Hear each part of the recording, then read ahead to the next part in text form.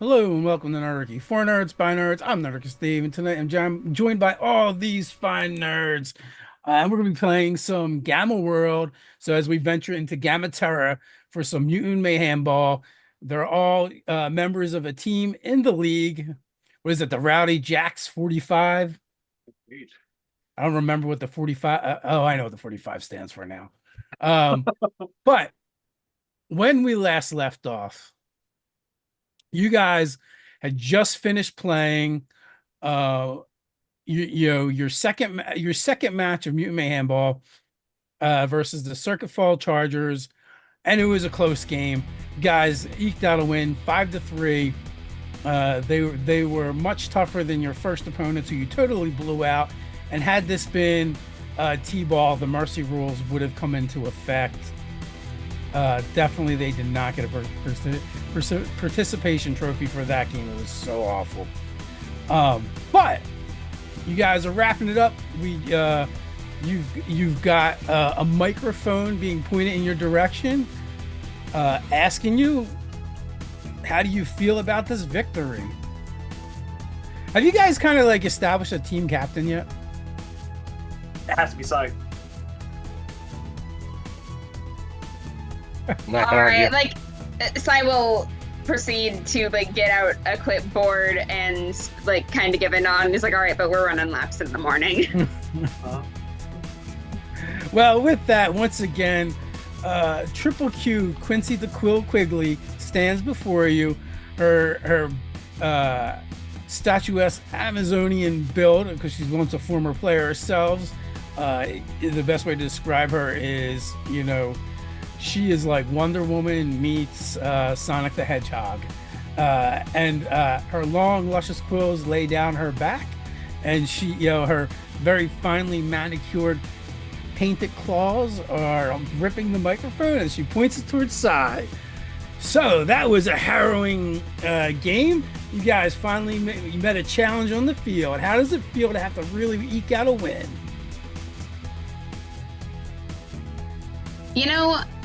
Somehow pretty satisfying.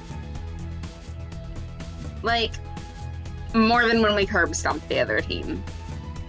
Yeah, the Neon Annihilators really got annihilated in that first game. I feel like the Chargers really played a solid game against you, but you guys figured out their number and in the end pulled out the win. So, from here, you guys are going to be heading to the Verdant Vale, where you have to face off against the Verdant Vale villains. I imagine as the season progresses, you're going to only face tougher opponents. What's your game plan going forward? A continuation of hard work and determination, and he's going to continue to talk about the generic sports things that you're supposed to do and not at all about cheating. So Zostron will kind of pop in, be like, the villain's always losing the story. Just saying. Well, we'll have to see if this story unfolds the same way as those stories do. But isn't every villain in every story their own hero? No. Do you read storybooks? The villains lose, the heroes win. Good point. But we shall see what happens when you hit the Val. What about you, Herbie? Well, I have to say that some of them were not special enough to be able to handle my hugs, which was a very disappointing development. However, our special fans that made those great signs were all the encouragement we needed to eke out that win. Well, the Herbie hug is certainly getting notoriety in the league.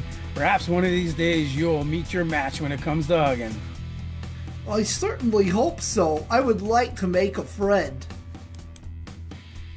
Oh, I'm sure you made more than a few today, as well as some enemies.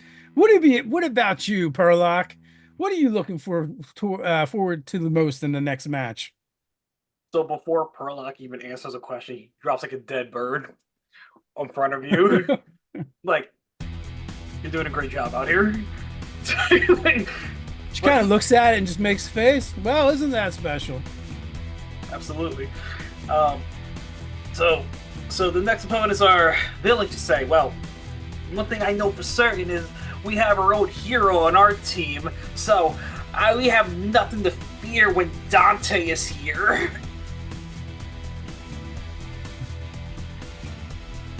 Yeah, the camera kind of like pans over to the side where your subs are kind of over there, kind of brooding and talking amongst themselves. They almost seem a little mopey. We should throw them a pizza party. Awesome. Well, it's always good to carb load before the competition, so that's a great idea.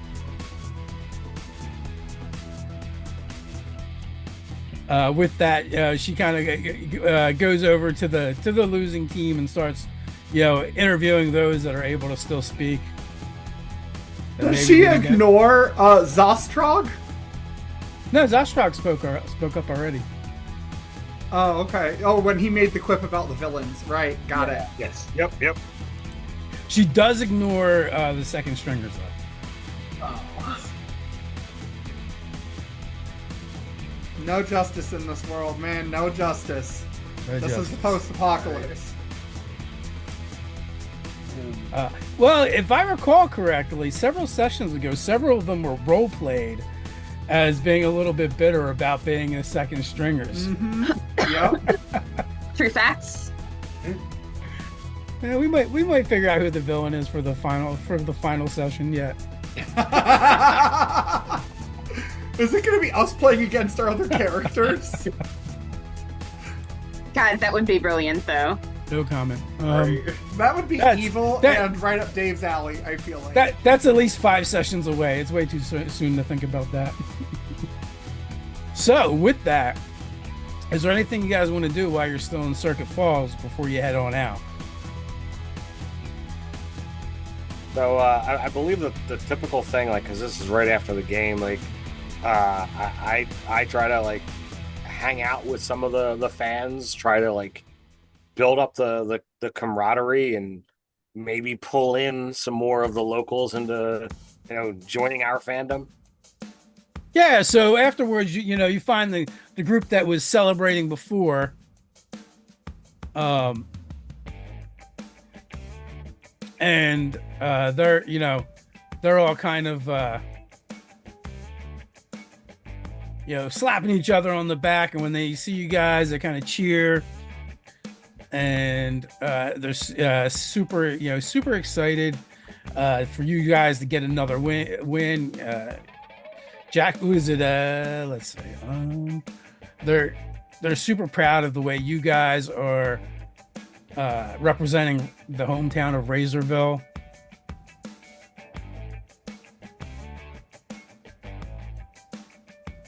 And their numbers have grown a little bit.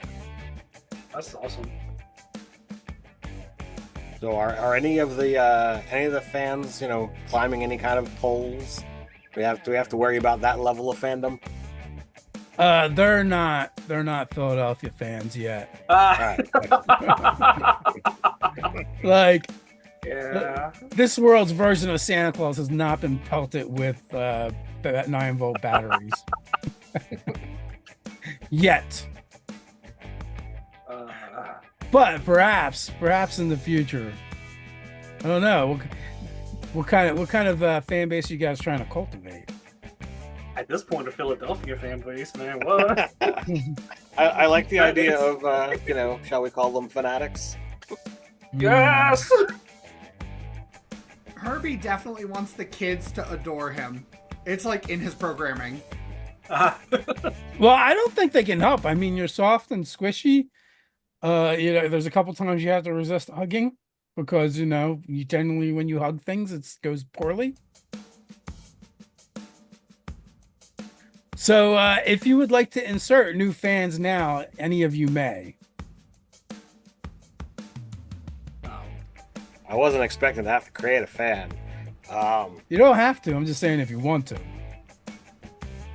All right. I will create a fan. Because they're definitely out there. They don't really have the resources to come follow you guys and actually watch the game sometimes. So some of them are just tailgating, and there were I believe there were 2 buses before, or like vans.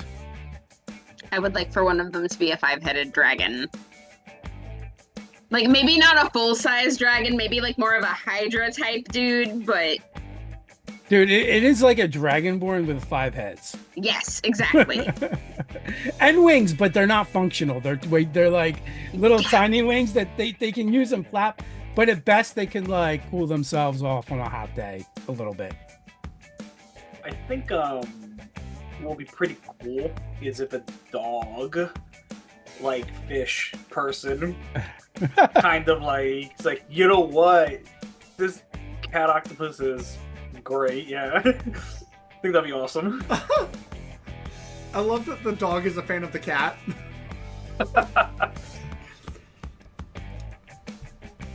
So I've got a radioactive magnetic ooh. that has become a fan of ours.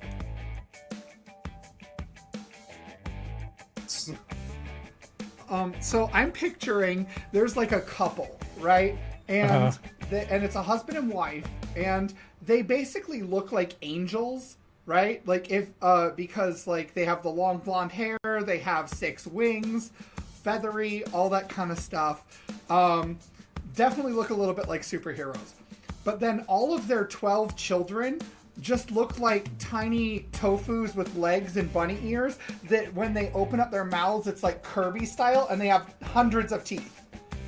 And if you know what I'm referencing, comment it in the comments. Alright.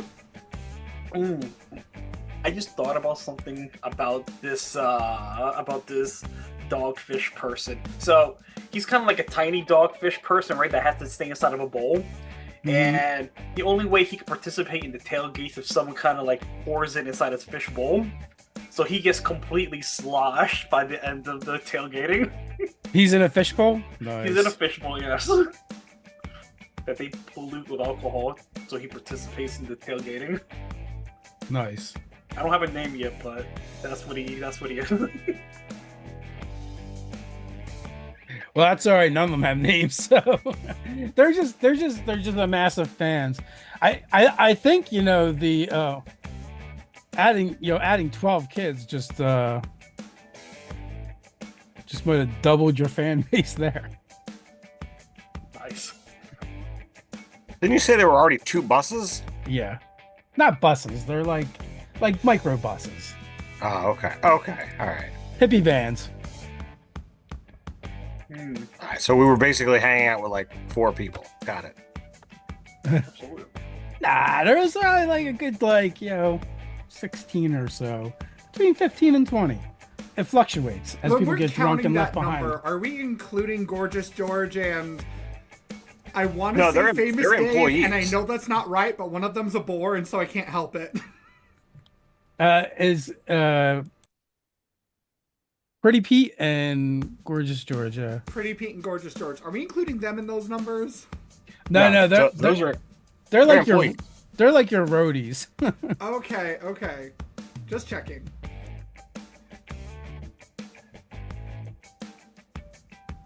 Yeah, so you guys have built up quite the thing, and they're growing on the barbecue. It's meat, it's definitely meat. It was probably some kind of animal. Not saying it was a rat or some mutant rats, but maybe.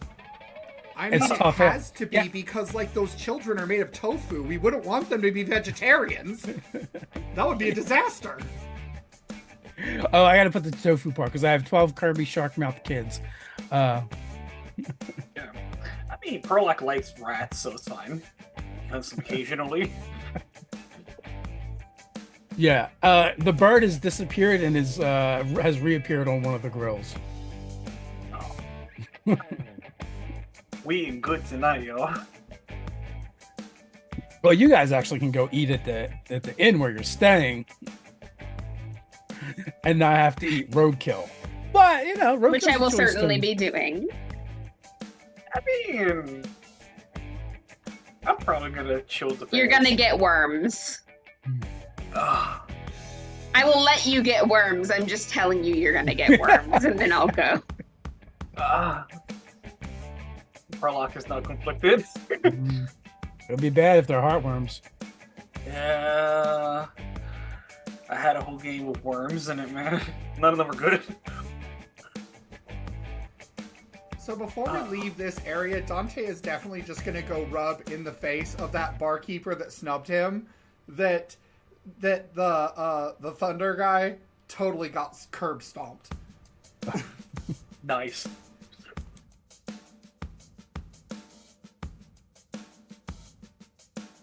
Okay, so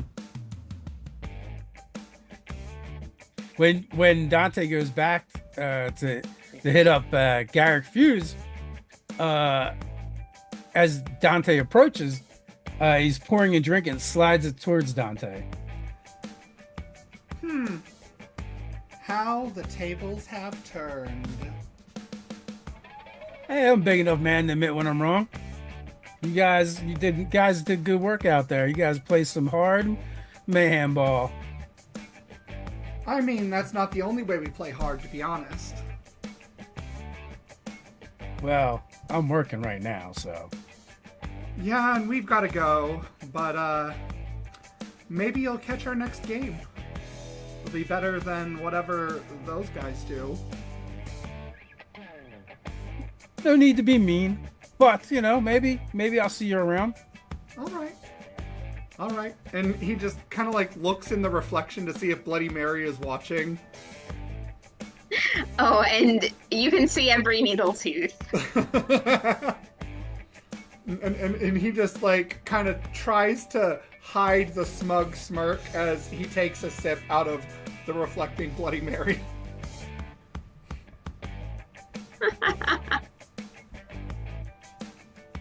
So Garrick also, in addition to the drink, he says, "Here, take this for the road," and gives you a very nice silver flask, and he winks at Dante and says, "It's heat resistant." Oh. Hot stuff.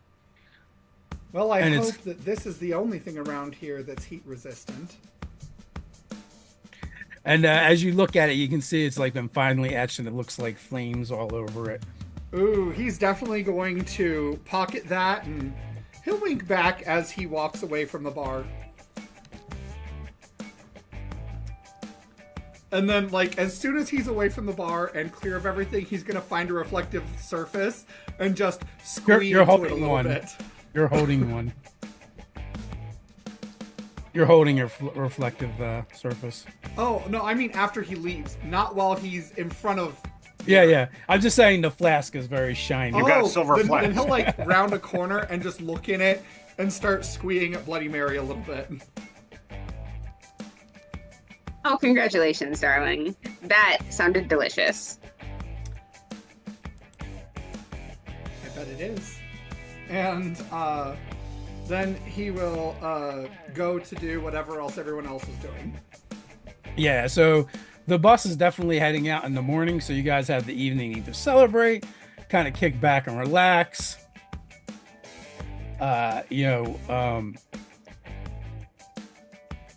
The porker has been working hard at fixing up and repairing the van because of problems you kind of ran into on the road. Gorgeous George with the assistance of Pretty Pete. And they've got all those dents all buffed out. And they've also begun painting the van, or the bus. So, Cruncher has a lot of knowledge in science and what have you. Is he able to assist them in any way, shape, or form? Yeah. So science and mechanics are two separate skills in this game. But you could definitely probably suggest some ideas that maybe they're able to implement. I mean, his mechanics is +8. Okay. So that's actually even more useful than the science, I would say. But with that stuff, matter of fact, you might just be telling them what to do. Because he's Android as far as he's concerned. Like the team owns him. Like he was made for the team. So like he doesn't do the whole party thing. He plays the game and does what he's told. So if he can help out, power up the bus or fix up the bus, he would definitely be interested in doing that. And so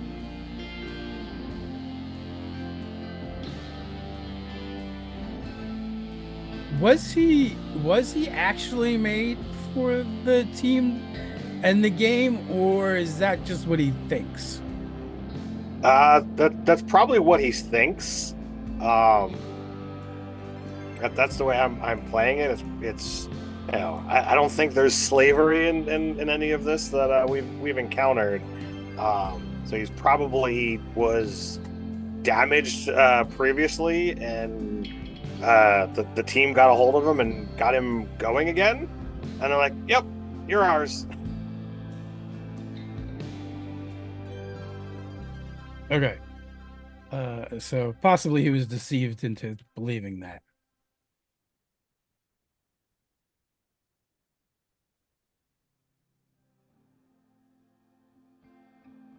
Okay, so unless there's anything you guys want to do, you guys get a good night rest, or maybe you don't. But either way, in the morning, the bus is going to hit the road early. Your manager and the coach kind of makes their rounds, rattling everyone's cages and letting them know that it is time to head out.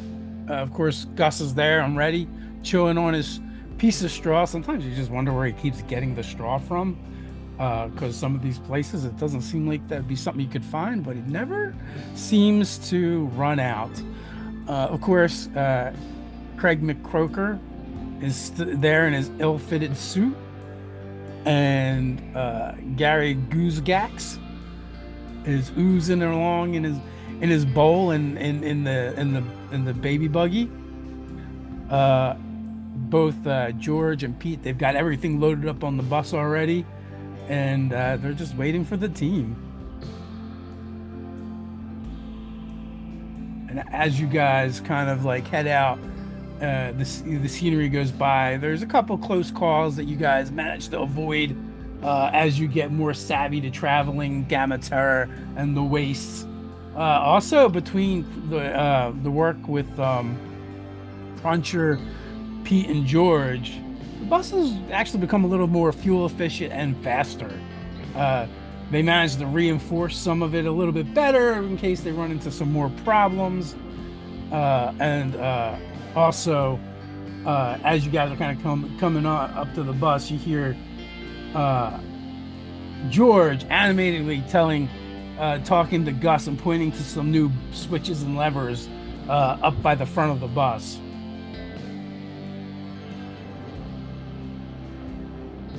So, you guys, in the distance, you see a great dome. The waste is hot and the sun is shining down, and it's kind of gleaming off of it because the Verdant Vale exists within a biosphere that has been converted into a town, and it's enormous, and inside it's lush and green and everything that you have not seen thus far. Everything else has been kind of like these abandoned techno wastes that have been salvaged and put back together using the resources, and also but very much stripping the land, where this seems to be much different.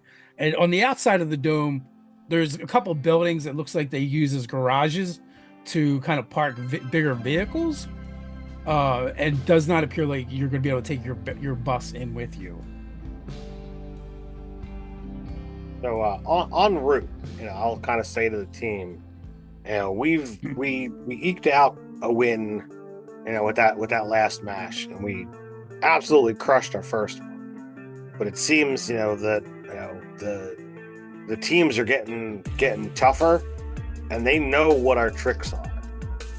So should we try some new tactics as opposed to just getting the ball and charging our way forward?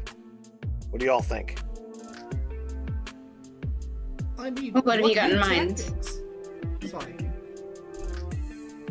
Well, I mean, I know that we've got some interesting things, but I know that I'll kind of scruff our fur kitty. Likes to climb up on us. So what if Sai gets the ball, gives the ball to Kitty, throws Kitty down the way, and Kitty either runs it in, or if we can maybe throw to one Herbie or myself. I like it. Yeah, let's do that. How do you feel about being thrown there, per Kitty? So, Perlock is apprehensive, but I, as a player, love it when I'm pointing that out. It's genius. Perlock's kind of like, sure, we can do that. I think I can stick the landing if no one catches me. Just try not to throw me higher than, how many feet? 50 feet. The badger person, Pete, kind of starts jumping up down and motioning. What if you throw him like a shuriken, a giant shuriken, or frisbee? Can you hold all your legs straight out and rigid? You'll fly better. It's aerodynamics. No, but he's got to use his tentacles to hold on to the ball. All of them? What if he uses 2 tentacles to hold the ball and 6 out? We should practice it before we try it. Yeah, for sure. What if Murloc Jr. subs in? Is he okay with this too? You look around, and Perlock Jr. is nowhere to be seen. He'll I'll make sure he is. Okay. What about And then- the rest of us? Oh, that's a great idea. Why just throw Perlock? George says, when you can throw anybody. Size huge. Well, that's true. Sure, but Perlock is significantly smaller and therefore can be thrown further. And thus that gets us closer to the winning. And Also we've got to be doing things different at each match so that we can kind of keep our opponents guessing as to what we're going to do. And this way we get to kind of build a little repertoire, maybe, a playbook. Correct me if I'm wrong, Furby, sorry. You're mostly fluff underneath that skin, yes? Yep, I sure am. Why don't we do this with the ball? I climb inside Furby, as I just hide inside you. What if I was a ball? Someone had to work really hard to get the ball out of you, right? Or risk getting hugged. That could work. And Herbie kind of looks over because of what was said earlier about the extras, and he looks over to them and he says, what about the extras? They were all pretty helpful in the last game, and we don't even really know much of what they do. I know Bloody Mary just kind of shells up places, but that sounds really useful, actually. Yeah. Oh wait, maybe I'm supposed to say. She said something about 3 times. Bloody Mary 3 times? 3 times Bloody Mary. Not right now. Not right now. And she's like right there in the reflection of the bus window, just like pressed up against the glass and fogging it a little bit. Oh dear God. Who's saying not right now? Sai? Yes. Sai, why don't you like Bloody Mary? Oh God. All right. The glass ripples and the very bloodstained hands start pushing their way out of it. Oops. Gus kind of calls back, like he's looking up in the mirror. Hey, I just washed those windows. It's only a little bit of iron. And she like grudge girls out of the mirror and like kind of stands up. So to be fair, like when we practice these moves, we can, you know, we do it as a team. So like we can change out just as we would do for matches. Everybody's there. You know, just because we have a first string and a second string doesn't make, you know, anybody on the team less important. Mhm. We all need to be here, right? Mm-hmm. Mm-hmm, mm-hmm. Exactly. So when I was a kid, the porker, Gorgeous George speaks up. I had this toy, and it kind of looked like Perlock, but like no cat face. And you would throw it at a wall, and it would stick, and then it would just kind of like flip down to the bottom. It was a lot of fun. Maybe you could do moves like that with Perlock. What if you, instead of a wall, you like throw them at somebody else? Why would we want to throw our ally at somebody else? Because he sticks. At least he looks like he would stick. Don't you already have the ability to blind people, Perlock? Blind people, I could claw them real bad. I could claw them up real bad, damn. If I claw them up super bad, yeah, they blinded. So I mean, it was just an idea. And he looks kind of dejected and goes, sits at the front of the bus. Or the back of the bus. The opposite of wherever you guys are. Or maybe I like that idea to an extent. If I need to cut across the field, I can like use me as a weapon. I'm fine with that. Oh! And the batter kind of starts jumping up and down. Hey, I had a toy when I was a kid too. Except for it was like this big hand, and it was on a rubbery string, and you would slap it to things, and it would stick, and then you could pull it back. What if you did that with Perlock? He's really stretchy and reaches far. Oh man, and like get him to like grab the ball. Yeah, as you run by. Just, oh, that's good. They're like called silly slappers or something. I don't know. Mm-hmm. We could also try to throw Perlock at the goal, because then we wouldn't necessarily have to hit it directly, and he could kind of crawl the ball into the goal. Well, I mean, if we're doing that, like, if he's got the ball, you know, crossing over into the goal is worth more points than getting it in the basket. That's true. You know, also, I know a whole song about how octopi can crawl on land. Would you like me to sing it? And he starts. Oh, yeah, please do. Song. Oh God. Both your porters are all for the singing of the children's songs. I'm going to have to remember that when I get back home and to my brood of 15 and to sing it to all of them. You have 15 kids?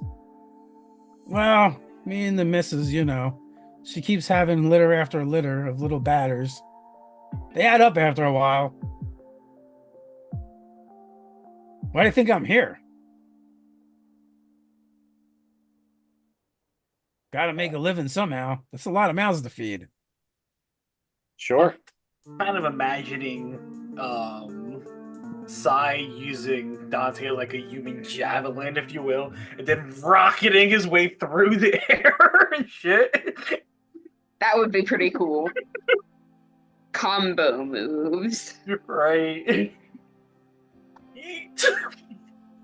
So far, all of your plays consist of throwing a team member. Most of them.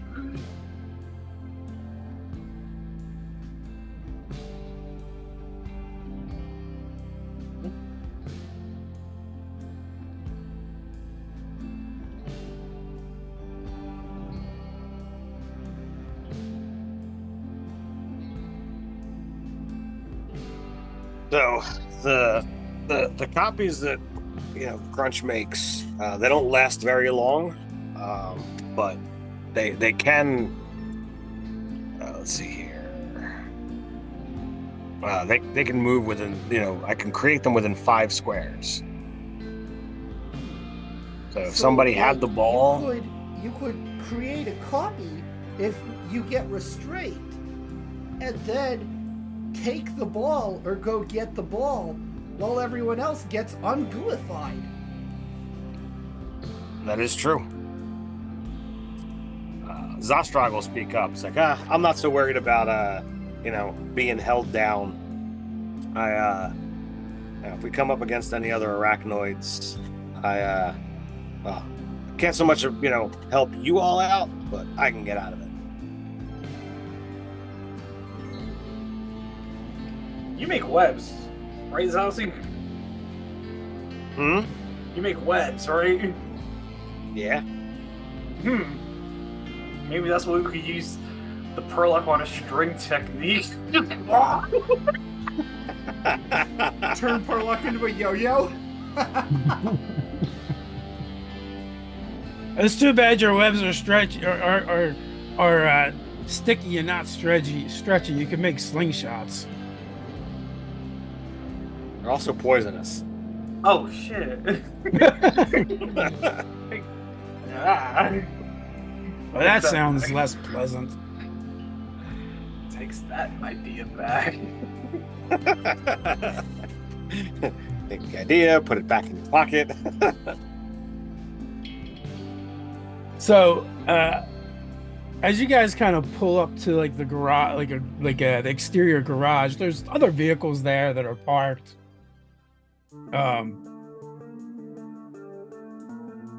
But you kind of there doesn't seem to be any activity outside of the biosphere, and it's glass, so you can kind of see in too, right? And you see this verdant jungle town, right? The buildings themselves seem to have been grown, and there's all kinds of bioluminescent plants in there, kind of lighting things up. Matter of fact, it doesn't even look like the sun itself kind of reaches into the biosphere because there's so much overgrowth.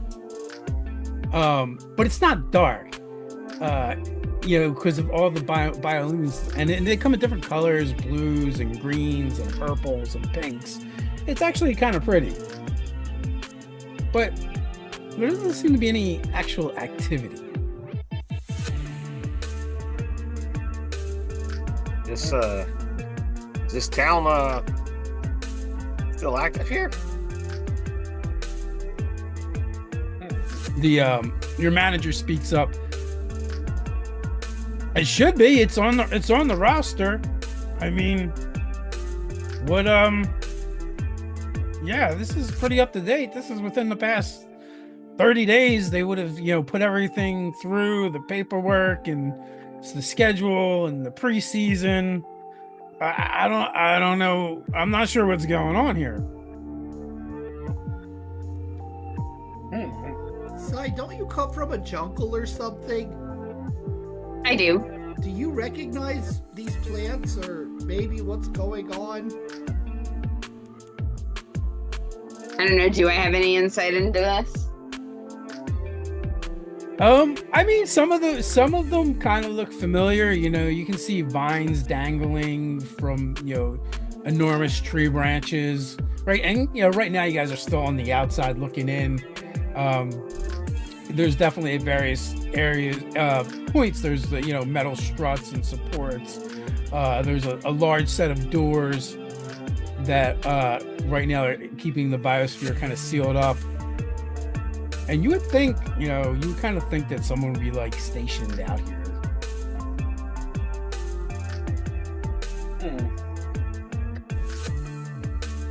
Oh. So the gate's locked and we can't get in? I didn't say that. Oh. I just said there's no one stationed outside. You know, and you know, there's a control panel that seems that it would operate things. And they said that we don't bring our vehicle in here, right? No.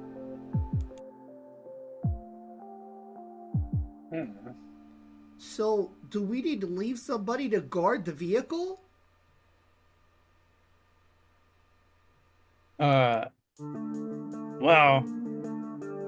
you all want to go check things out. The manager speaks up. I mean, you're about a lot better suited, and if you leave the second stringers here with us to make sure everything's on the up and up, and if we need to come in and help you guys, then also it'll be handy to have them with us.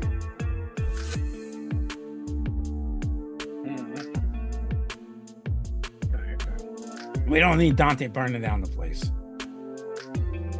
Fair. There's a lot of wood in there.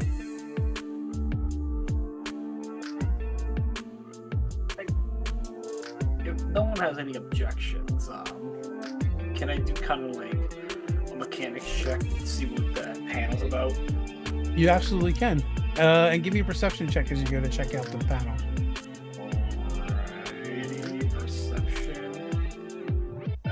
Nice shit, man. I'm walking into this mind.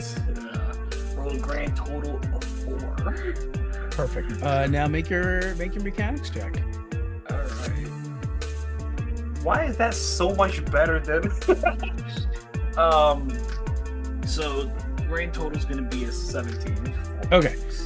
So you know you can easily see that it's mostly activated by key card, but there is an override, and you're actually able to kind of like take the panel off and hotwire the door. Yeah. And it opens, and you just get blasted with this wave of like cool but humid air washes over you, compared to out here anyway. Lake effect. I dig. Almost like walking into a house after a hot summer day. Alright. I guess the door's open, guys. Go check it out. Start flopping forwards. Yeah, and as soon as the door is open, right, you kind of understand why they park the vehicles outside. There is so much greenery.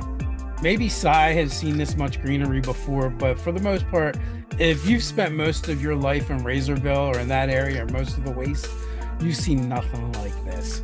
There's dew kind of glistening on huge fronds and leaves. There is buildings and structures, but they seem to be grown out of the, you know, out of plant and vegetation. It is like a roadway, but it's not really built for like traffic from vehicles per se. And there's what looks like trees that are grown almost like streetlights, but they have these dangling like vines that give off these bioluminescent lights that kind of bathe everything in a soft glow of multiple hued colors.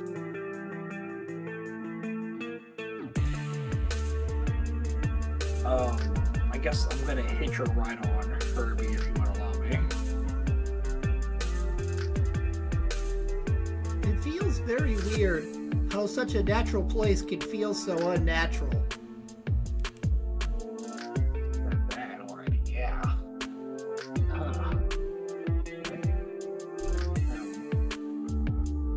Sai is just staring at all of this and does not seem to be in tune with the general nerves that are going around right now, because this is green and it has been ages. It is green.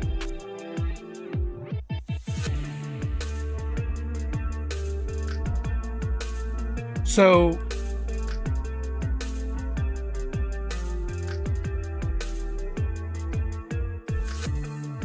where do you guys want to go? Basically, you have a kind of a thoroughfare leading straight into the heart of the town. You see, smaller structures, off to the sides. There's the one thing you do recognize kind of right away is the distance you see what you believe to actually be the arena. Even though it looks a little weird because it's grown and made of trees and plants, but it still has the right shape, right, and the right size for a Mayhemball arena. And then someone else give me a perception check. Perception? What's that? Seems to be a recurring theme. Oh, perception is a thing. Look at that. I thought it was something else. 'Cause I'm used to playing Zoo Mafia that we played the other night. That's awareness. I got a 16. Okay. Interspersingly, you notice these large, like seed-like pods, like kind of just hanging from some of the vines. They are, they range for anywhere from 5 to 8 feet long, and they're shaped like a seed, right? Where they're kind of tapered to either end, and I guess the best way to describe them is they're kind of like a bud or a pod or something.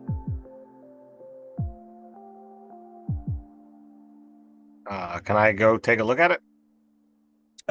They're hanging, so you'd have to like climb up to check one out. I have a climb speed, so. Well, then it's not a problem at all. So you've been climbing to check one out. What exactly do you want to do? Feel it, squish it, look at it. Okay. So with that, we're gonna jump over to Owlbear Rodeo, and the map we're gonna be using is not great. I just want to have a grid so you guys have an idea. But whoa. Holy shit, Mike. So Holy crap, the GM is on the board. Right? So on the other side of the pod, the side that you couldn't see when you get up there and you're kind of examining it, you notice it looks like a large dragonfly, made out of vegetation, and it was hanging on the other side. Its wings were tucked. I'm pretty smart about a lot of things. Does my skill with nature let me know anything here? Yeah, you can roll it up as it lunges for you. Also roll initiative. Nature is not going to be super great. It's a 14. All right. Initiative is going to be a dirty 20. Nice. Okay, so Everyone else can roll initiative too. Hey, it's not just me. No, I mean, they might be a little bit surprised, but I got a 13. Got that smooth 11. Dirty 20. you guys can put that in the chat. I know you can't, Bobby, but if someone else can put it in the chat for Bobby, that would be great. That was 13, Bobby. Got you. 13. You said it was okay to hitch a ride on Herbie. Is that okay? I'm sorry, I can't hardly hear you. Oh, okay. I said, I asked earlier if it was okay to hitch a ride on Herbie, but Oh, yeah. didn't get a sure. response, and I'm like, yeah. Toss that there, then. Alright. And he'll kind of actually unzip part of his costume that fits over the android, and he'll kind of be like, well, might as well try that strategy. Oh my god! No time better to practice than now. Yeah. Just crawl right into his flesh pocket. There you go. I'm like a kangaroo, but with songs. Pop out But like with alien. some, I'm gonna pop out like aliens. yeah. So Ted, Zarzak is not really familiar with this creature at all. Obviously, with your knowledge of nature, it looks like two things that you perfectly understand. Well, a dragonfly, but it's oversized. GammaTerra, that's not really that crazy. And it also happens to be made of plant matter instead of a traditional insect. That part is a little weird to you. Okay. But it unfurls its wings, it lunges in your direction, and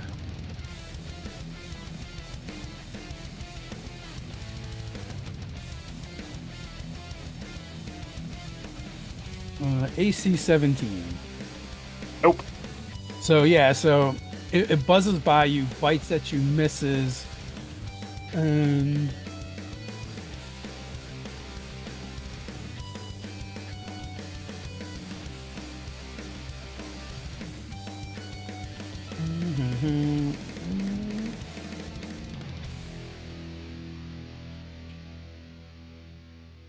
that's not what I want.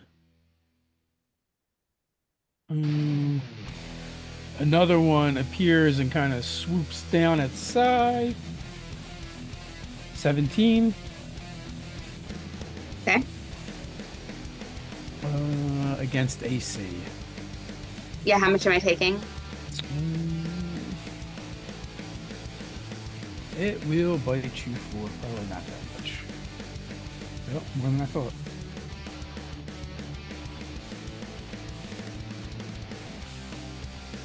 But I rolled that, so 7 points. Okay. And then it can shift 1, 2, 3, 4, and when it goes by Herbie, he takes another bite. But that is only a 14, so that is going to miss. That Oh, doesn't hit 14? any of my defenses.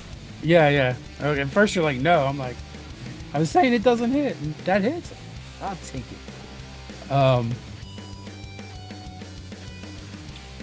And then another one is very similar to those two, but it's colored slightly different. It almost like a lightning bug where it has its own bioluminescence that was off, and it kind of just turns it on as it kind of drops down over here.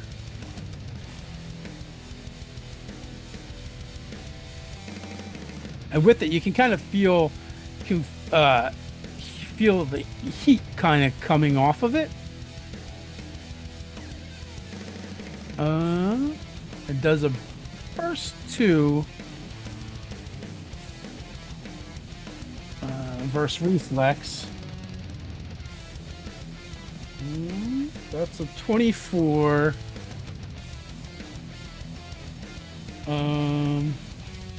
Basically for all three of yous. Yeah, that hits. Yeah. It's hitting all of us? Not you, Ted. You're much further away. Okay. You're like, that's fine as long as it's not hitting me. I was trying to figure out what is it doing that it.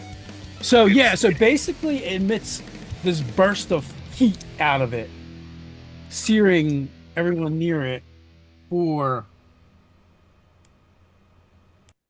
19 points of 19 points of fire damage. Ooh, okay. I want to use my triggered reaction. Good idea. I thought you might. Yeah, Herbie's gonna open his mouth and just go yum yum yum yum yum. Okay, and does that just automatically absorb everything?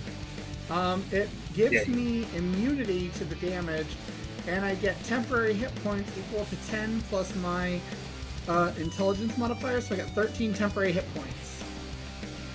Okay. So you receive immunity as you open up your thing and absorb the fire pro. Like, ah! So remember your second wins, people. Yeah. We'll have to use it. Yeah. So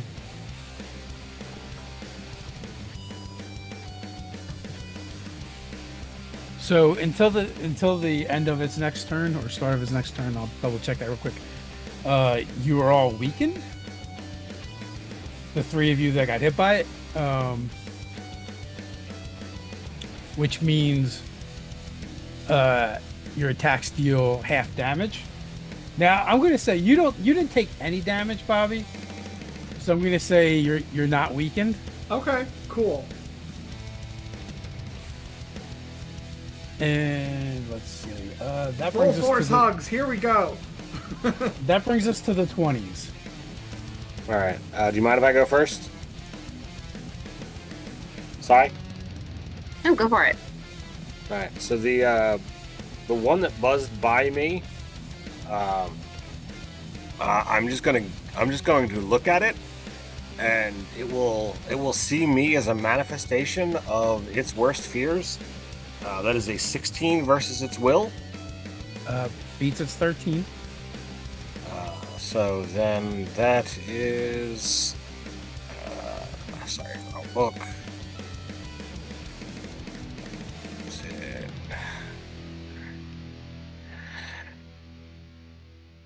All right, so that is going to be 13 points of psychic damage, and if it's not dead,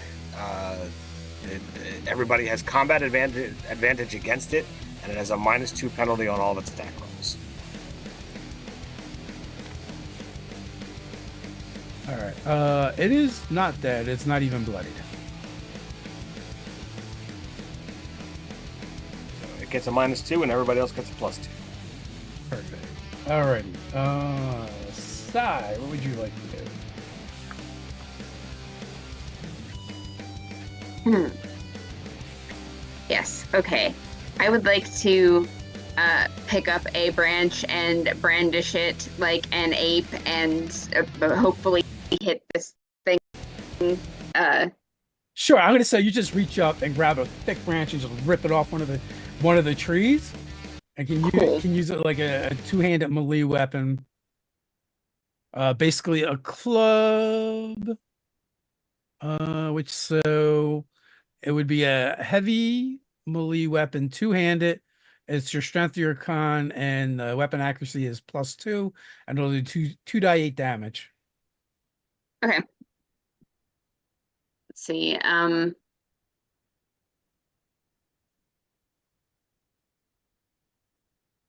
Great. I have a thing here. I was just reading it. So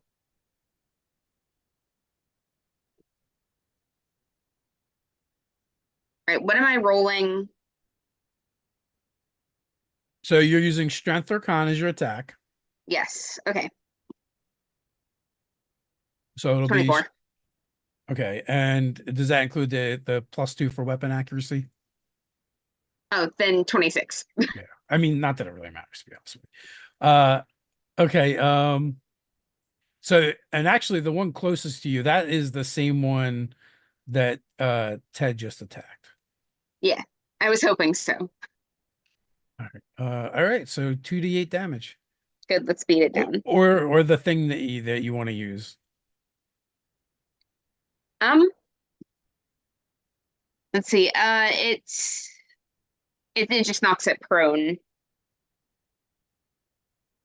I'm gonna go ahead and go for the damage. I think that would be a smarter decision at this juncture. We haven't even bloodied this thing yet. I'm screaming. 4. 4 damage. Mm-hmm. Okay. I believe that bloodies it. Okay, well, good. Now we've got an idea of that. Yeah. Actually, I think it was a 28 to hit because you got advantage from what Zertrak did. Oh, excellent. I like the high numbers. Let's go. All right. Let's see. Bobby, what's Herbie want to do? Herbie's gonna do a hug.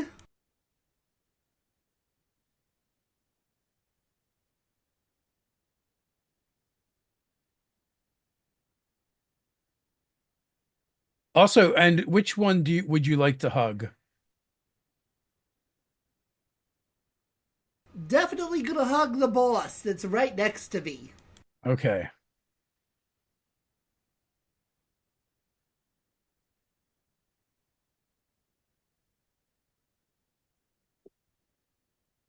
Sorry, I'm doing math in places. It's fine. Let's see. That is going to be a 24 to hit. Oh yeah. Okay. It's probably. Oh yeah, the boss is different. Okay, 24 to hit.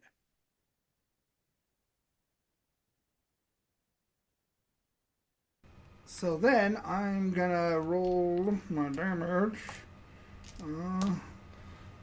7 plus 2 is 9, plus 6. So 9 plus 6 is 15. 15 hug damage. All right. Okay, it takes 15 hug damage.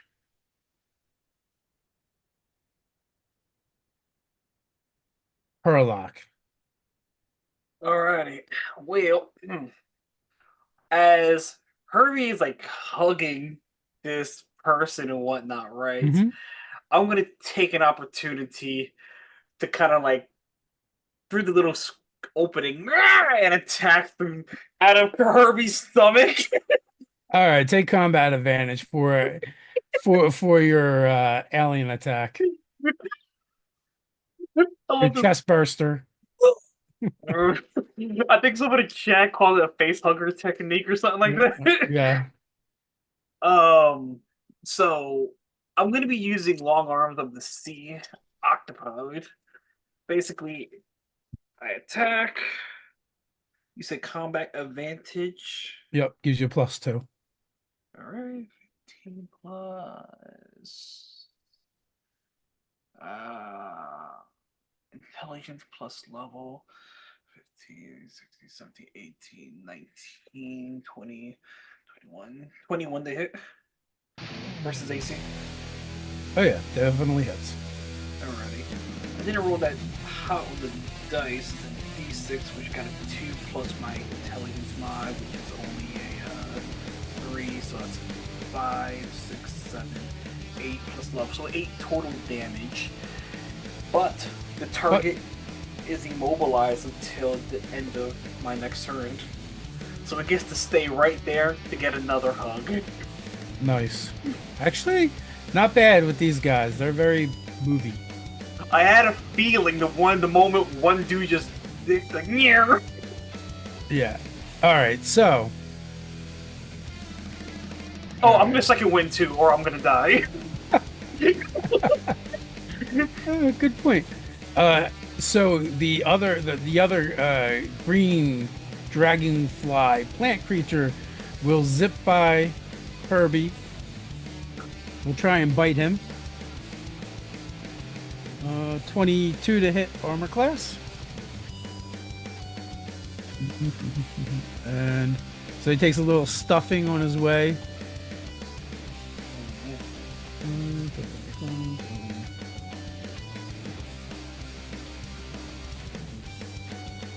So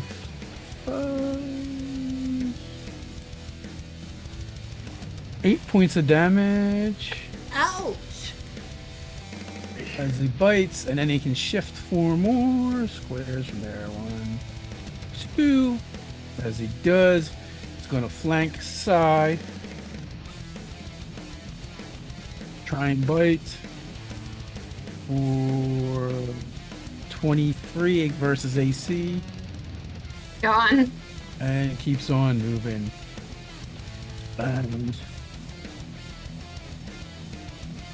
And because you were flanked, it gets to do a little bit of extra damage to you. Oh, of course.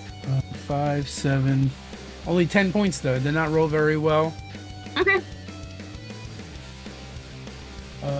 And our warm bug is immobilized, so it cannot go anywheres. With that in mind, he's just going to try and bite Herbie. And he's gonna miss. He might. Ooh, that is only a 16. Nope. So it's Perlock is holding him fast and at tentacles length as he's like with those chompy pinchers. Maybe he should have just took a bite at Perlock instead. That's amazing. So the other one is also immobilized in front of Sai, so that leaves him no option but biting Sai Of course. at a dirty 20. Now, is this the one Okay. that I feared? Yes. All right, so he's got a -2 to all his attacks. A -2. Okay, so he's at a 18 to hit. Okay, I mean, like, that still hits me, but Hits you by less, but it hurts the same. yes. For 9 points. All right. As he lashes out with his penchant, which is with his mandibles. I'm You did- starting. You did up your defenses when you leveled, right?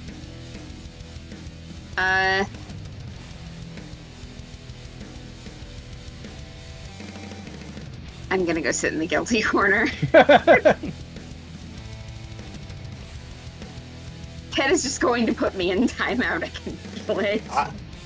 I'm not going to put you in timeout. I am a ally on your team, trying to, eke out all the help I can get. Keep you No, alive. I appreciate that. Thank you. So, with that, it is either Sai or Zertrok's turn. Or Zertok. Zostrak. Please go. Maybe by the end of Zostrak. it, you get it right. I gotta get you guys So to just put your names in the Zoom. I know who you guys are. Who looks the most hurt? Who looks the most hurt?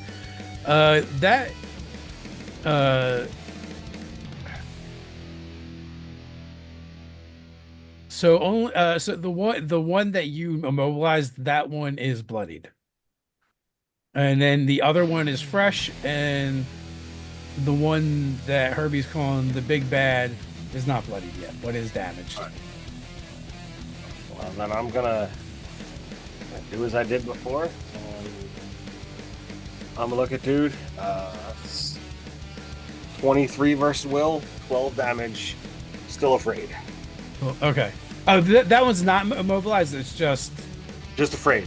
afraid. Okay, that's good to know. I'm sorry. How much was the damage?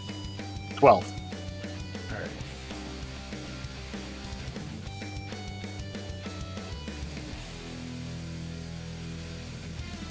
All right, Sai. That one in front of you is looking really bad. Good, I'm gonna slap it. Nice.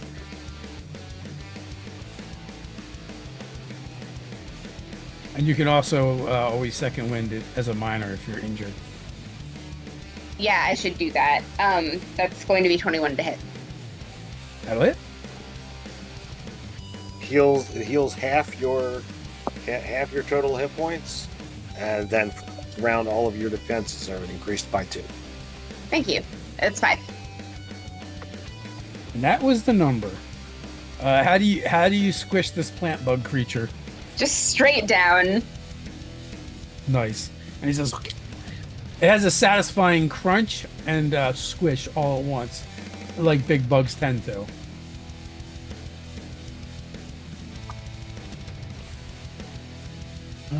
All right, Bobby, Herbie, what you got for me? I'm gonna hug a bug because they rhyme. Nice. 23 to hit. 23 to hit is definitely gonna hit.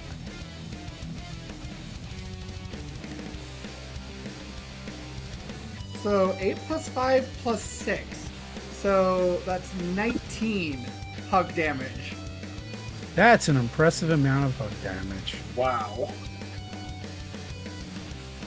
It is now bloodied, and it begins to glow a bit brighter again. Ooh, it likes the hugs. Perlock. Well, face hugger technique worked so well last time.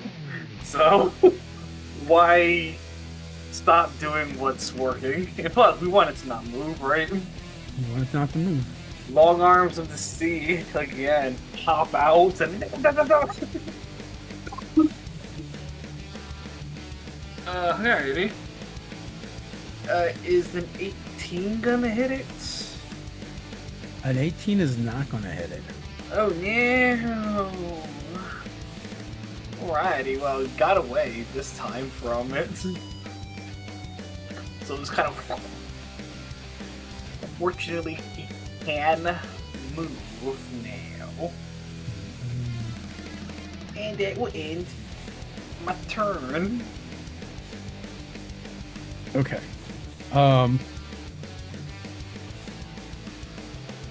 So he's going to stay right where he is. Oh, perfect. He's going to burst again.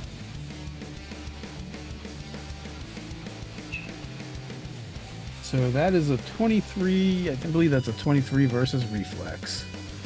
Yup. Got it.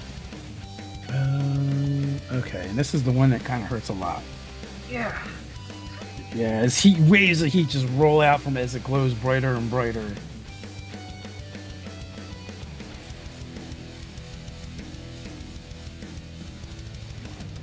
For 22 points of damage. 22! Oh no, that's wrong. It's 24. I'm sorry. Oh my god.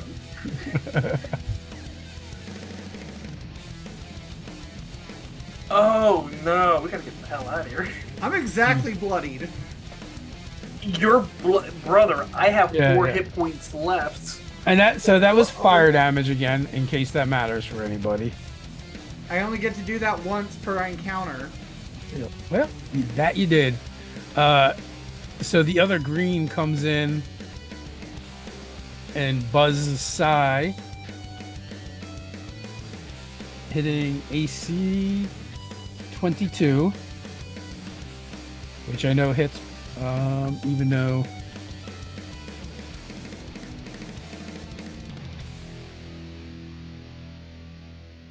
for 13 points of damage. Okay.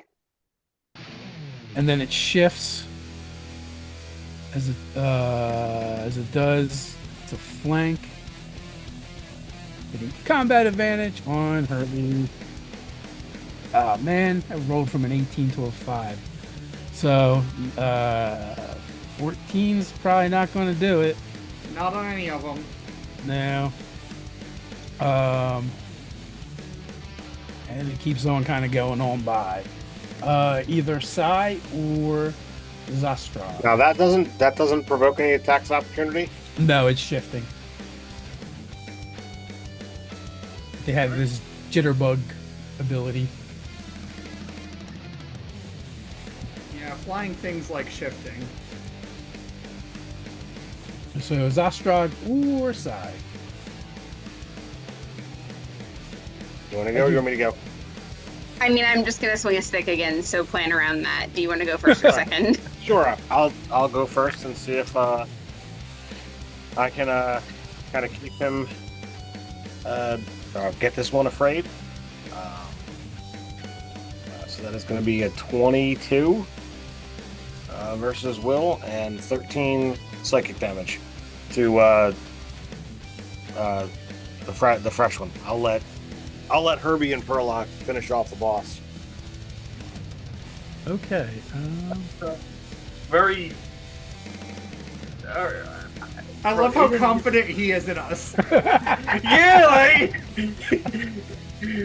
You need to breathe on me, man. Yeah. I support your decisions, Zastrog. Right. Sai, you're up. Who do you want to go after?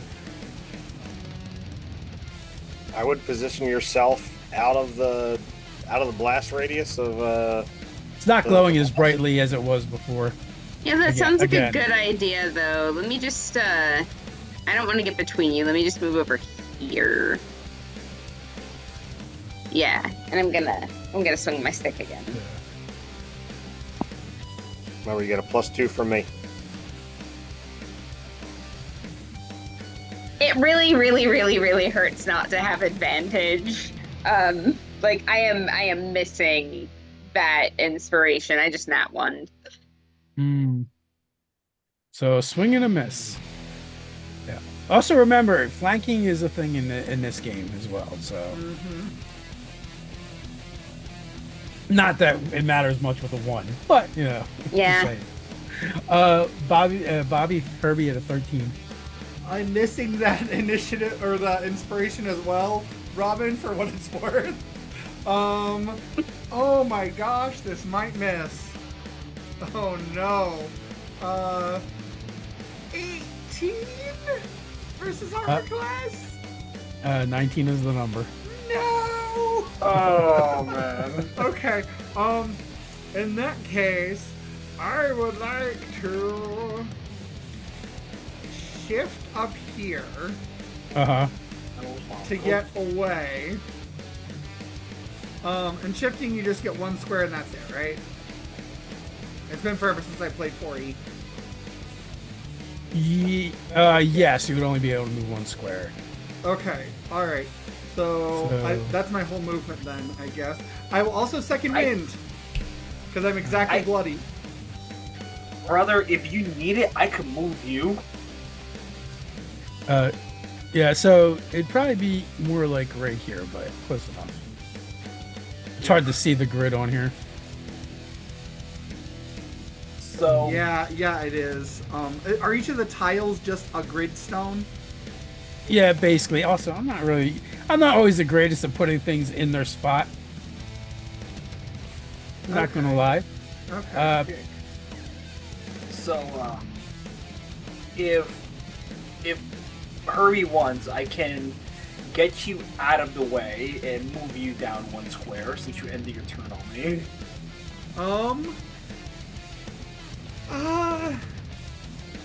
Can we move to be like?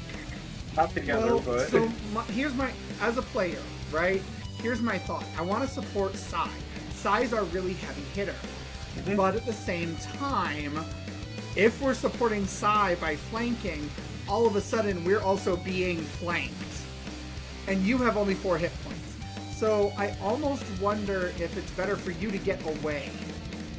sometimes you gotta take one for the team, man. Oh. And Also, I will give you guys one piece of information because of Ted's nature check earlier.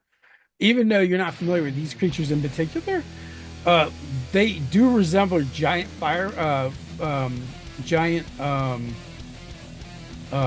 dragonflies. So he's got like really big eyes on the side of their head that really gives them really good range of vision. Okay. So they might not actually be able to be flanked. Okay. So, with that, I feel like I'm already dead, and I can suicide bomb myself and just get you out of here, man. They're gonna screw us. So I can push you out of the way of some BS at least, while I still have hit points. I can't do it when I have no hit points. Wait. Can you give me all of 5 seconds to read a thing? Sure. Yeah. So while you're reading that, when it bursts, it is 2 squares, basically 10 feet around it. One more square would push it out of the way, but also before it burst both times, it was kind of glowing brightly, and it's dim now. It's not bright like that anymore. Okay, Perlock, move me. Sure. Anywhere you want to go, you just move 1 square. Okay, so Perlock is going to move me here, and I'm going to use my reaction for tail riposte.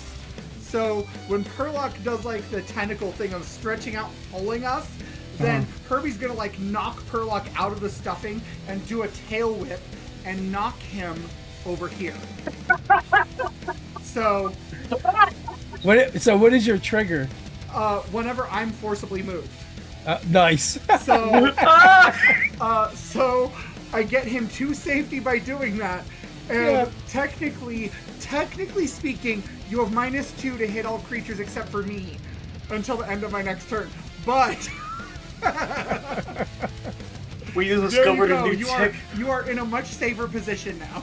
That's the move you guys need to figure out when you guys are playing the game. Yeah, we just figured out a new Mutant Mayhemball technique right there. Yep. But anyway, it's your turn, Burlock.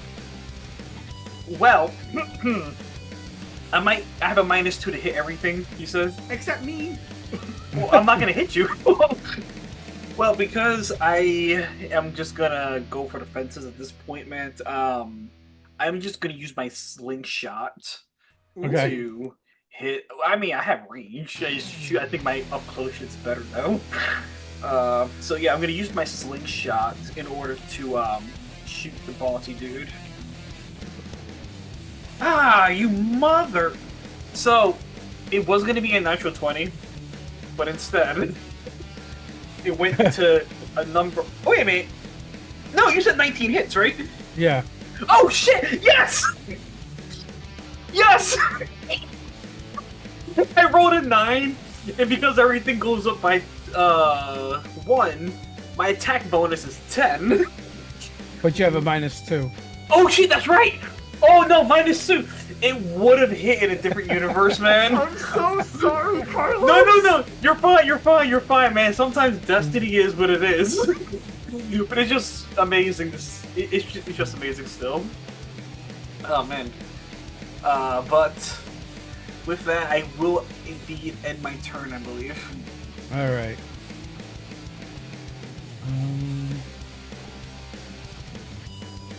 Let's see. Awesome. Did you? Oh, you hit last time, Ted. So he's feared, but he's not immobilized, right? Correct. Okay, so he's going to take a bite out of Sai. At least he's going to try. Which is going to miss because I rolled a 6. Great. Fantastic. 1, 2, 3, 4, shift and bite. And that's going to be a 26 -2, 24 to hit you, Ted, for your armor class. 22 will hit. And you're going to take a whopping 8 points of damage as it bites.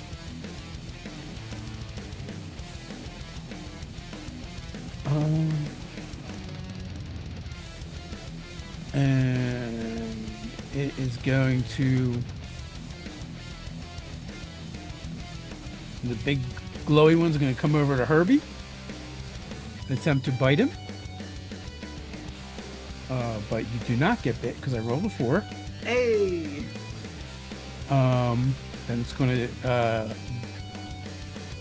shift 3 and try and take a bite out of Sai. Not Sai. Zostrog. And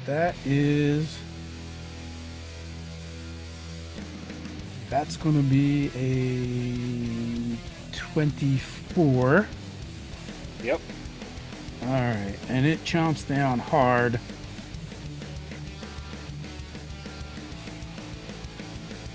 So very hard.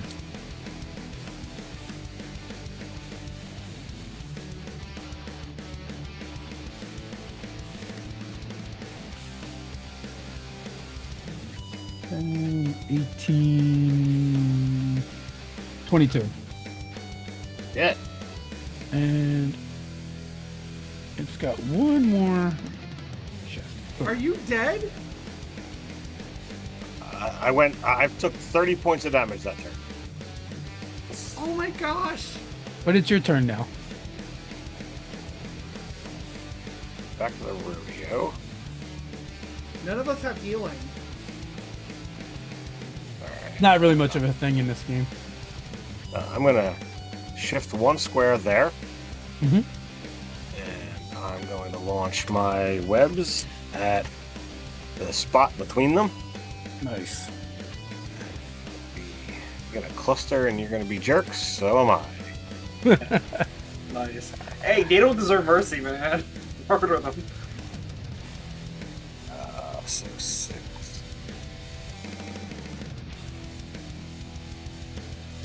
Dex plus level 23 versus reflex. Oh yeah.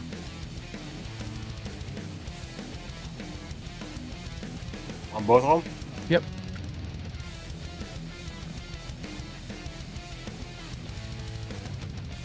Dave? Yeah. Yeah. Oh. So that is 8 points of poison damage, and they are immobilized. All right. Let's see. Yeah, the damage type won't matter. Okay. Are we allowed to table talk in this game?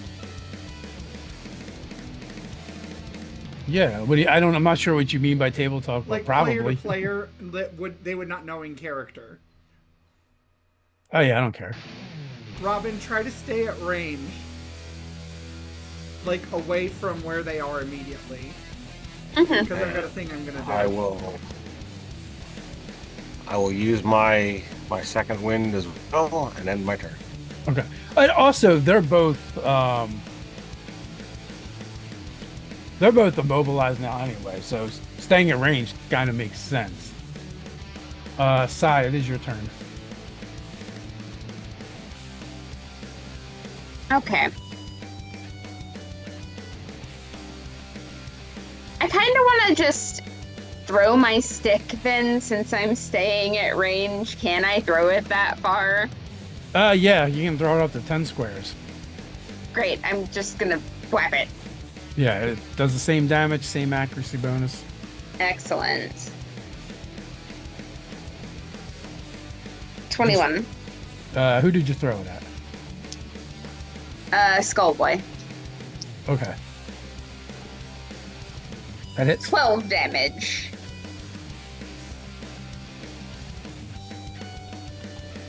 Okay, he's looking really bad. And then I proceed to pound my chest with his ape. Makes sense. I can't argue with the logic. Herbie, what would you like to do? Alright, I start singing a song as I come over here. And then, he opens his mouth, and this weird, like, Siri-type female voice comes out, and it says, Extinction event activated. And I would like to use my Dark Energy Meltdown. Uh-huh. So, it's a burst, so it'll hit both of them. And, my attack is versus their Fortitude. First what? Alright, that is a 23. Oh yeah, that's definitely gonna work. What is it a burst of? It's each creature in the burst close burst 2. So it will not quite hit any of my allies, and it will absolutely hit both of them. Absolutely, you are correct. And then I'm going to roll the damage. So I will roll this and this together.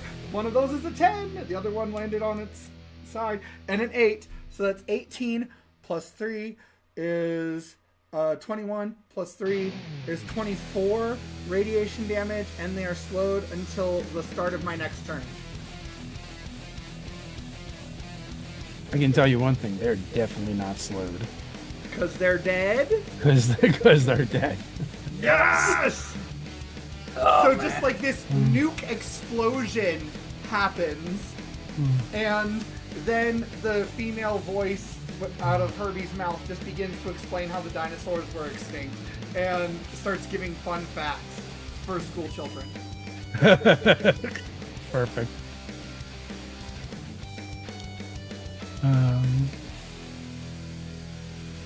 Excellent. Yeah, so you guys are a little beat up.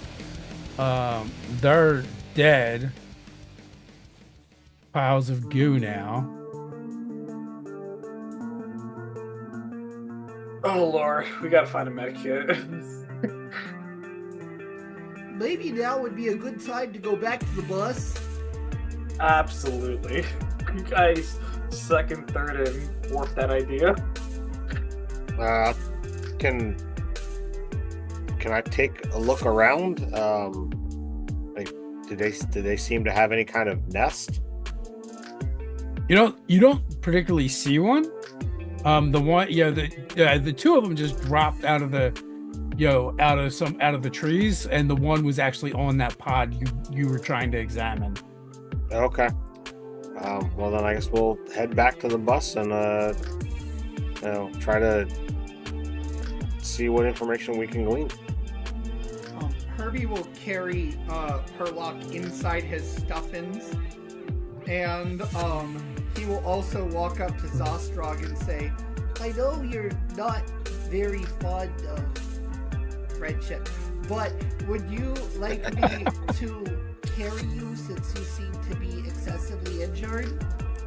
I got nothing wrong with friendship. I appreciate the offer, but I'm all right. I had second winded, so I'm hurt, but I'm not dying.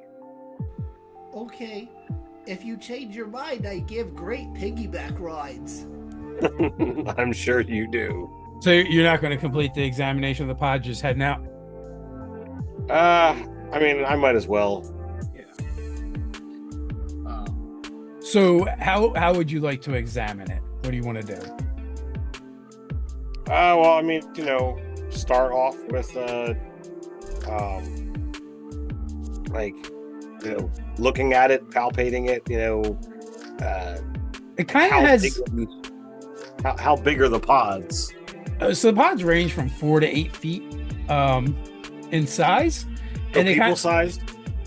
People sized, a little smaller, a little bigger. Yeah. So, and there's lots of these things. They're all over the place. Seems to be more the further you go in. So, Zostrog's not exactly dumb. So, I think whatever came into this place, these are all people in these pods. Should we cut people out? Yeah, it's the decent thing. Yep. So I'll pull out a knife and cut one down and see if we can cut it open and see what's inside. All right. Roll a d20 for me.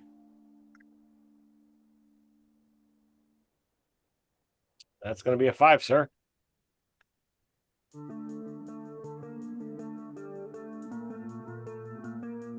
So, it's a young woman, and instead of hair, she's got flower petals. And her skin is kind of a light, very light green color. She's pretty, and she's dressed. She's wearing like a smock or an apron, and she's got a couple rags like tucked into it. Other than and underneath of that, she's just wearing kind of like functional, everyday kind of clothes. They're not fancy, but they're not, they're not rags either. Presentable. Sure. Is she alive? She seem okay? She's breathing, yes. But she is unconscious.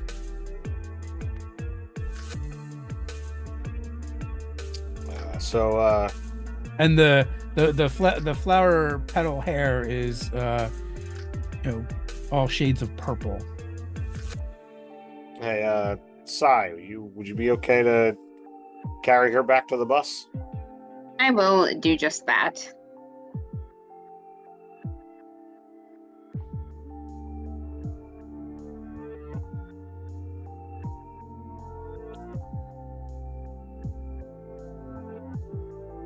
Are there more of these pods? Like, how many are there?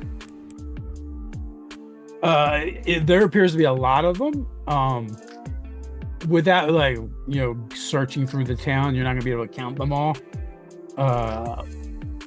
And also the way the town is so verdant and overgrown, there's probably ones that are nestled in the tree branches you can't even see, or could be anyway. Okay, I am knowledgeable in both nature and science.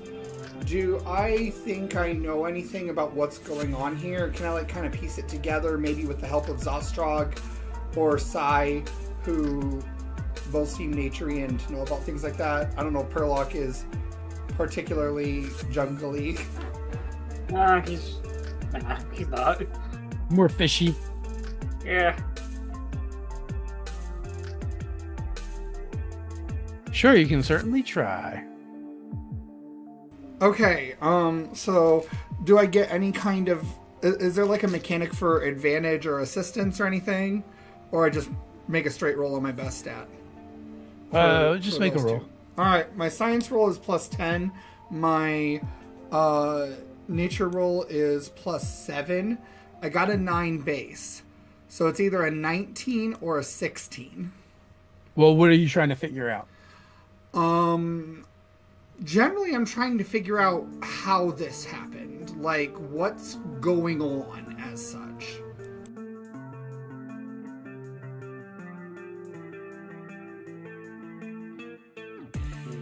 So,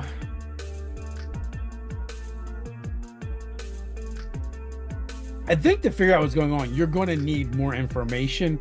Now, if you were to examine the pod or the person, then you might be able to gain more information, because you can use clues there.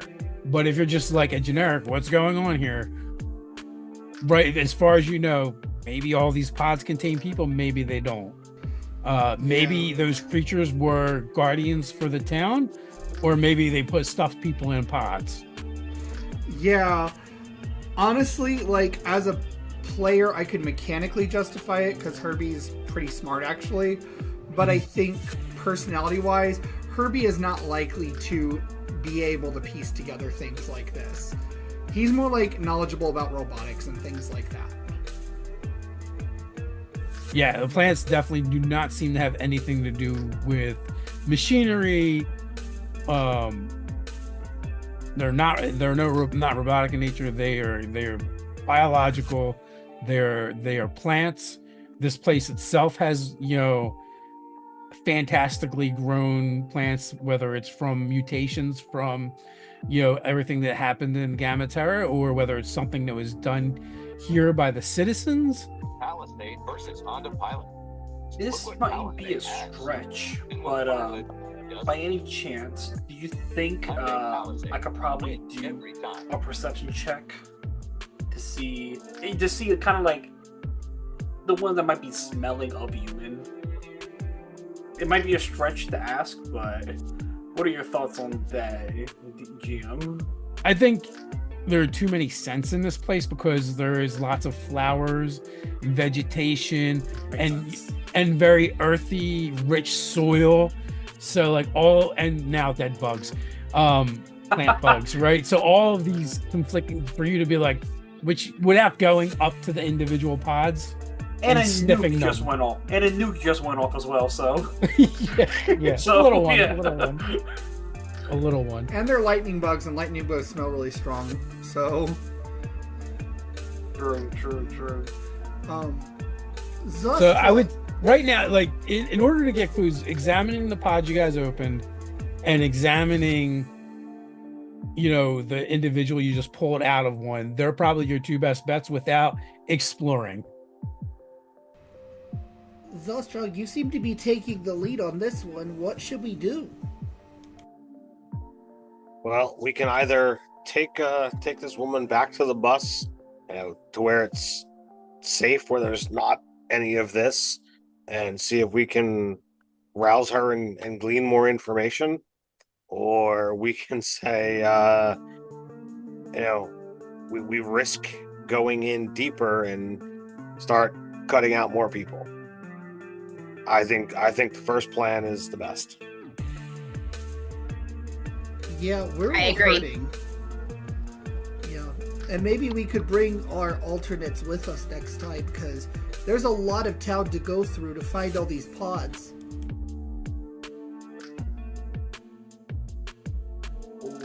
Not a bad plan.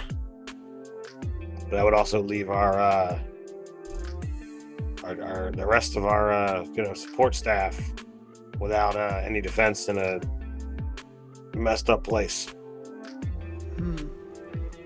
Maybe we could leave Dante. He might burn this whole place down otherwise anyway.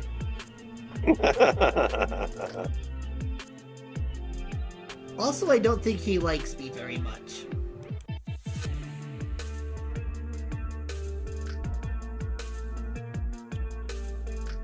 Well, Dante's one of strong opinion. Sometimes you just gotta learn to deal with them. So you guys are able to make it back to the bus easy enough. You guys kind of know how to open and shut the door since Perlock hotwired it. So you can seal that back up behind you if you like. When you get back to the bus, your manager, George and Pete, and the coach and Gus, they're all like, "What the hell happened to you guys?" So many bugs. Looks like the town has been overrun, and my speculation is all the town have been put into these kind of pods. We rescued this woman, cut her out of one of these things. We're hoping to get her to wake up while we rest up and see what she knows, see what she can tell us. Yeah, so when you kind of like set her down on the bus, something falls out of her apron. Now let's pick that up and see what it is. So it's a name tag, and it just says Vin Ivy on it. Vin Ivy, and then it looks like a name of an establishment, the Echoing Orchid.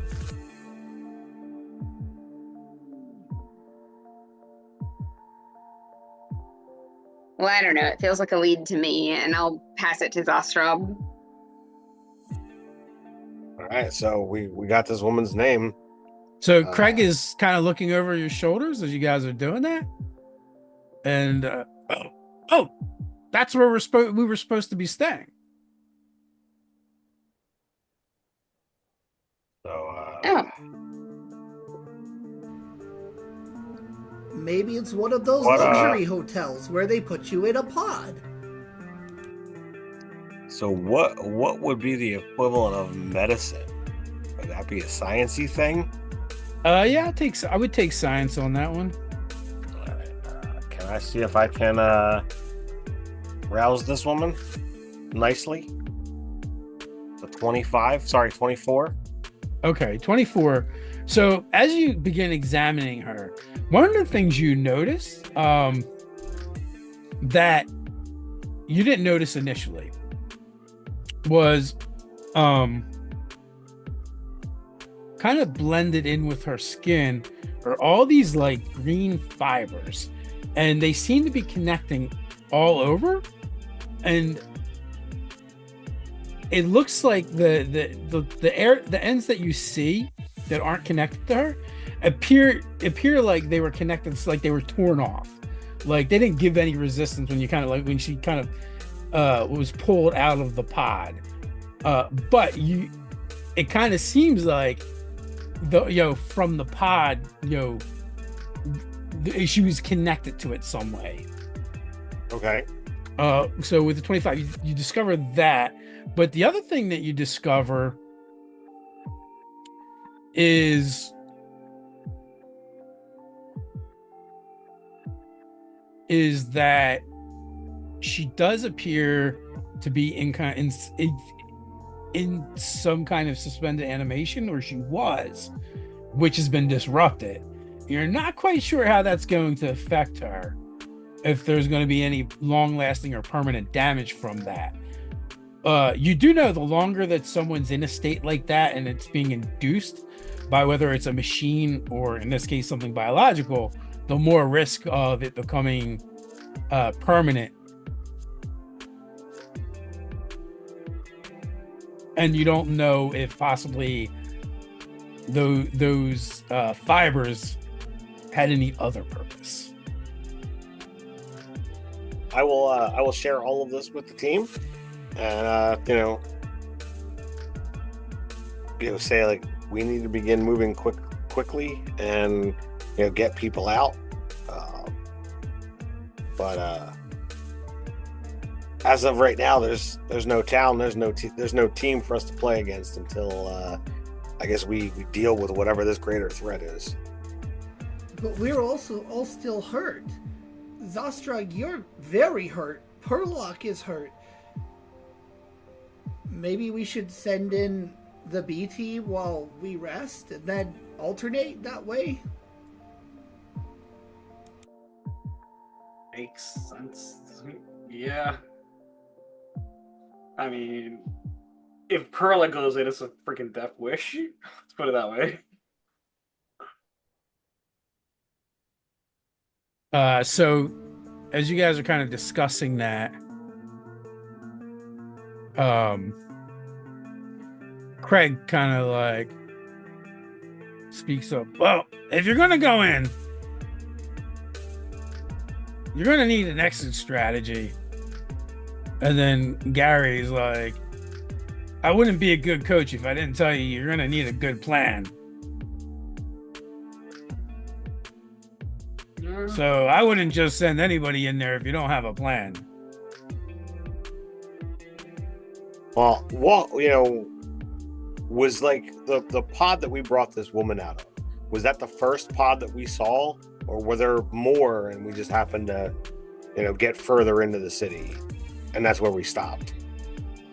So that I would say that was the first one that you noticed. Maybe there were more hidden, that you could have passed, but you didn't get very far into the city. So we know. Sorry, we don't know what is causing this. We don't know how many more of these bugs and things that are out there, and honestly, if there's more than 3 of them at a time, I'm not certain we're all going to make it back, and that's going to make for some bad mutant ball. So what do you all think?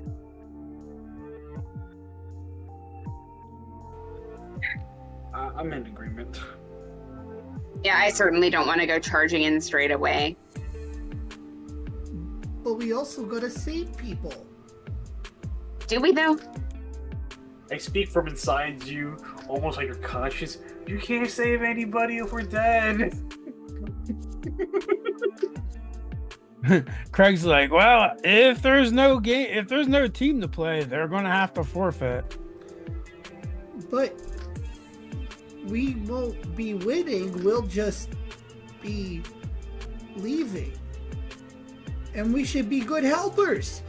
And like Herbie is clearly like, you kind of hear like that computer processing noise as like he's trying to reconcile in his programming like what's going on, and he's having a little bit of a crisis as his cogs are getting jammed a little bit, so to speak.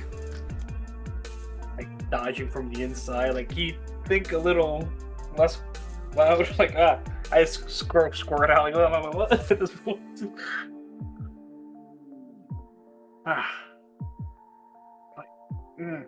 We gotta help him, of course. I don't want to win on technicality. I don't really think we're gonna get a win if there's no town here. Like the best that's gonna happen is okay, well, you know, there's no game. We're not gonna get a record, but whoever stays behind here has got to make sure that Quinn Quigley or whatever her name was, and our fans that are going to be following along later, probably today or tomorrow, gotta stay back. Caught in this, you're right. Can't let that happen. Can't let anybody else, in. That's not gonna work. So, does anyone have any ability at noticing or sensing creatures?